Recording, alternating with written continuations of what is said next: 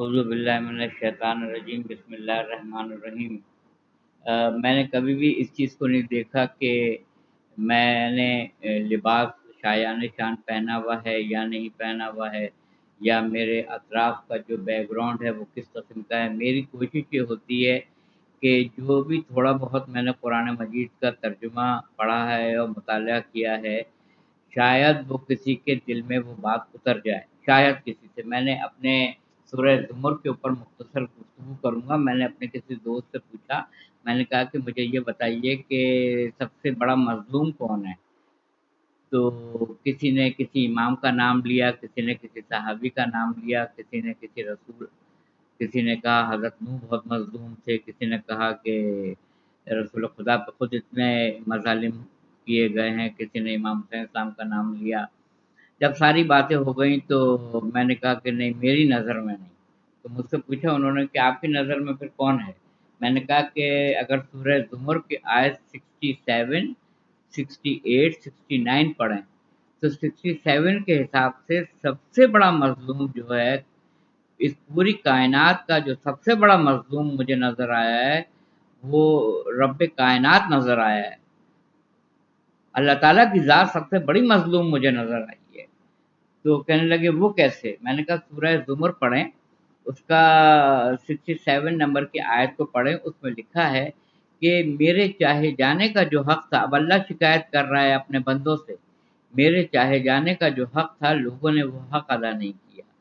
دیکھیے، حق بنتا ہے یہ کہ میں تعظیم کروں اللہ کی، سجدہ کروں اللہ کے آگے، اور میں شخص پرستی میں صبح سے شام اور شام سے صبح کر دوں، اور ایک شخصیت کے گرد میں طواف کرتا رہوں، چکر لگاتا رہوں، اور بڑی مشکل سے 5 وقت نماز پڑھ کے، تسبیح پڑھ کے اور جلدی دعا مانگ کے اٹھ جاؤں۔ یہ محبت کا حق نہیں ہے۔ محبت کا حق یہ ہے کہ اگر آپ اٹھ رہے ہیں، 2 رکعت نماز پڑھ رہے ہیں، اگر آپ آفس میں ہیں، اگر آپ کھانا کھا رہے ہیں، اگر آپ پڑوسی کی عیادت کر رہے ہیں، اگر آپ عزیزوں کے یہاں جا رہے ہیں، اگر اپنے بھائی بہنوں کی خبر گیری کر رہے ہیں، ہر میدان میں آپ کو رب کائنات کو مد نظر رکھنا پڑے گا اور کہنا پڑے گا، اولاد کو دیکھ کے تیرا شکر ہے پروردگار کہ تو نے مجھے اولاد سے نوازا۔ اگر گھر کو دیکھ رہا ہے، شکر ادا کرنے پڑے گا پروردگار تو نے مجھے بنگلہ دیا، تو نے مجھے مکان، تو نے مجھے گاڑی دی، تو نے مجھے اتنی اچھی ملازمت دی، تو نے اتنی نعمتیں مجھے دی ہیں، اتنی نعمتیں دی ہیں کہ میں تیرا شکر نہیں ادا کر سکتا ہوں۔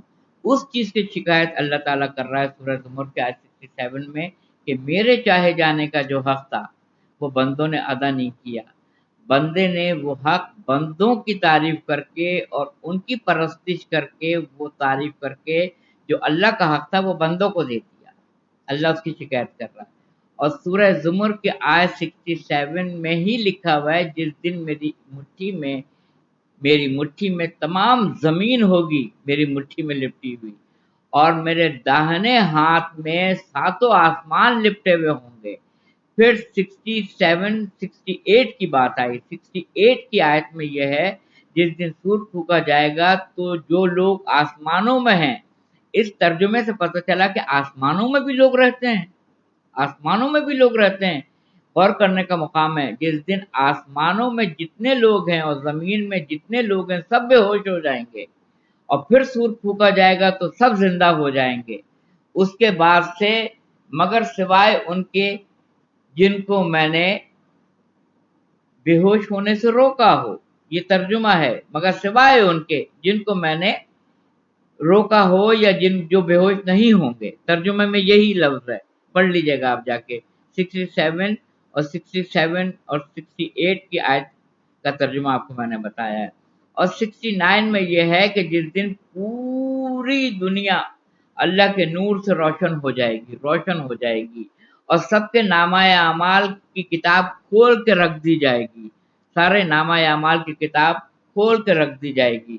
تو میں خصوصی توجہ آپ سب کی مبذول کرانا چاہتا ہوں، سورہ زمر کی آیت 67، 68، 69 کی تلاوت ترجمے کے ساتھ کریں اور پڑھیں کہ اللہ کا چاہے جانے کا جو حق ہے اس کو ادا کریں قبل اس کے کہ نزع کا عالم ہو اور روح قفس انصری سے پرواز کر جائے اور انسان اس دنیا سے عالم برزخ میں چلا جائے، اور جب برزخ ختم کر دی جائے گی، حشر برپا ہوگا، تو نامہ اعمال کی کتاب گلوں میں ڈال دی جائے گی، زبان کو مہر لگا دی جائے گی، اعضا گواہی دیں گے، اس وقت ہمارے پاس کچھ نہیں ہوگا کہ اپنے پروردگار کی حمد و ثنا ہم نے کوئی بیان نہیں کی۔ وآخر دعوانا الحمدللہ رب العالمین۔